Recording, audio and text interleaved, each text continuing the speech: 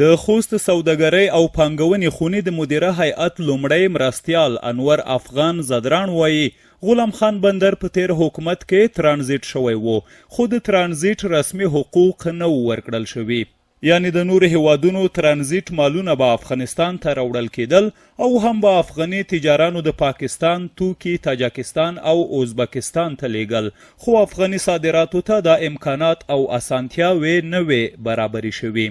د په خبره بالاخره د اسلامي امارت د مسؤلینو د پاملرنې او وړ شرایطو رامنځته کېدو په پایله کې موږ لومړنۍ محموله چې په 4 موټرو کې 96 ټونه مڼې باروې د غلام خان ترانزیټي بندر له لارې د هند واګه بندر ته ولېږلې. موږ ته دوی د ریورس کارګو واپسې اجازه نه ورکړي، مطلب موږ مننه نشو کولای لکه چمن غوندې یا د ترخم غوندې چې موږ خپل مننه په چمن ځي واګه بارډر ته هندوستان ته یا چاینا ته یا په ترخم باندې ځي. نو خوشبختانه چې پرون هغه ورځ وه چې هغه ورځ هم راورسېده، موږ وکولی شول چې لومړنۍ محموله د سیب د مڼو د افغانستان سیب چې کوم و دغه موږ په غلام خان بندر باندې دوی ته وسپارل رسمي پرون، او دوی به انشاءالله موږ د مالونه ټرانزیټ کوي واګه بارډر ته ځي. یعنې موږ افغانستان هغه د خوست ولایت د غلام خان لاره اوس په هغه حقیقي معنا باندې ټرانزیټ اصول ته برابره شوه.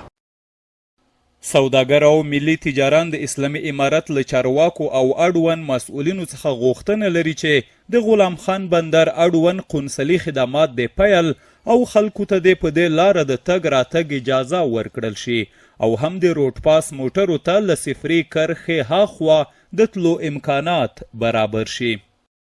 دا چې اوس د معمولي ستونزې شته نور هم پاتې دي. د خپل اسلامي امارت د غنمې د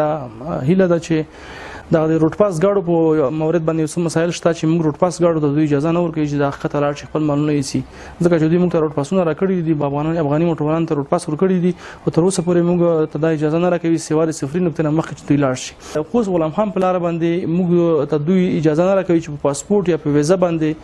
افغانان سفر وکړي هغه ته پاکستان ته لاړ شي، یا د موږ موټروانان یا نور مریضان هم هلته لاړ شي. مریضان هم همدا مشکل دی موږ چې هلته لاړ شي. دا چې دا اوس دوی باید د موږ افغانستان د سفارت د وزارت خارجه له لارې نه وي یا د هرې لارې نه وي، دوی باید مذاکرات ورسره وکړي د غلام خان لاره چې ده د خلکو د تګ راتګ دپاره او د مریضانو د مشکلاتو دپاره او د موټرو د روډ پاس موټرو ته د خلاصولو لپاره باید دوی سره مذاکرات وکړي. د یادونې ده چې غلام خان د هیواد د یو شمېر نورو بندرونو په پرتله د کراچۍ ترانزیټي بندر ته په تر ټولو نږدې فاصله کې موقعیت لري چې په سوداګریزو راکړو ورکړو او نورو چارو کې تر بل هر ځایه د وخت او لګښت په برخو کې اقتصادي تمامیږي.